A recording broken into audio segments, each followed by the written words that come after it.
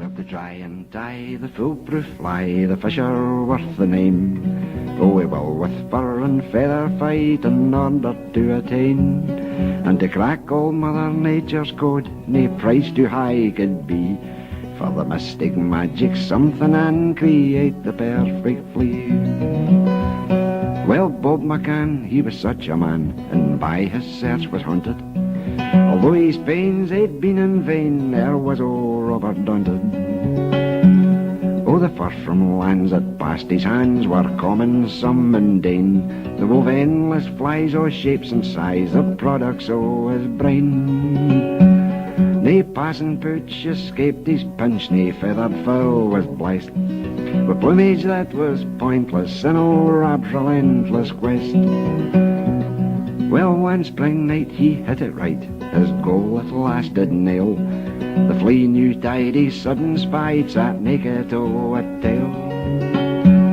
Well, his fingers thin, they reached his chin to aid his concentration, and his brain had frisked around that whiskered hand and inspiration. Well, his ain grey beard unkempt and unpared till now an untapped source, wi' a painful hoot it was by the root that his luck knew altered course. Oh, the grey-grown whisker glistened, and the flea at yearns transformed, hypnotic light it shone for flight with magic new adorned.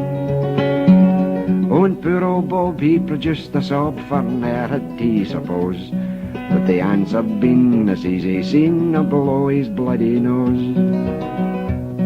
Well, afore the larks were off the parks, Bob stood there by the stream. No minutes passed for his very first cast that his reel began to scream. But as he fought with the one he'd caught, the shoals rushed in with glee, and of his squeal they tried to steal the wee grey whiskered flea. Oh, the water boiled and the fly was re-oiled and sent once more on its way. They slashed and took at John Whiskered hook like sharks in stricken prey. Knee-deep in truth, Bob hauled them out till his line and reel were worn. Still they took at that whiskered hook as if there'd been a morn. Well, fame and fortune it fell his way, but his secret kept untold. Though gain and spoils meant pain and boils, his pockets filled with gold. But then the pressure came for him to print and to gie the world his tie, of it with his profits to protect, he published forth a lie. 'Cause the hackle was just red island red, the silk mere olive hue. Oh, the master stroke it was when he wrote, for he thought men would pursue. Oh, the wee grey whisk, it takes hell of a risk, it takes time and great care, 'cause it only grows inside the nose of a maiden grizzly bear. And you have to strive and to pick them live, and your moment must be true. It's when he's having fun you gotta pluck and run, and no substitute'll do. Bob's wildest dreams had never foreseen the havoc, pain or ruin, as by the scores they left these shores to seek the maiden brown.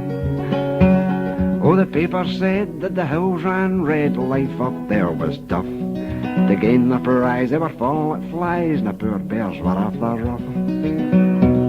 He was stood in a bar, 6 under par, when he let his secret slip, and the whole of the fishing fraternity seemed to focus on his lip. And hardly had these words come out when the first big hand appeared. Oh, they whacked and tore for every pore the whiskers out his beard.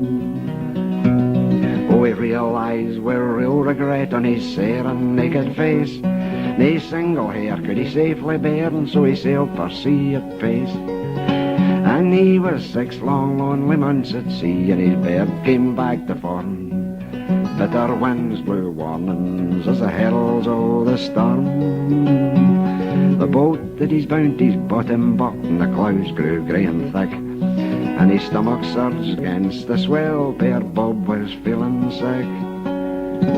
He was pooped and pale, hanging o'er the rail, and in the lights his whiskers shone. Here did a great big shark no rise for the dark, and weak old Bob was gone. And who had he gone the way he'd wished? If so, 'twas way surprised. But wi' him went the wee grey whisk, that made the pigeons rise.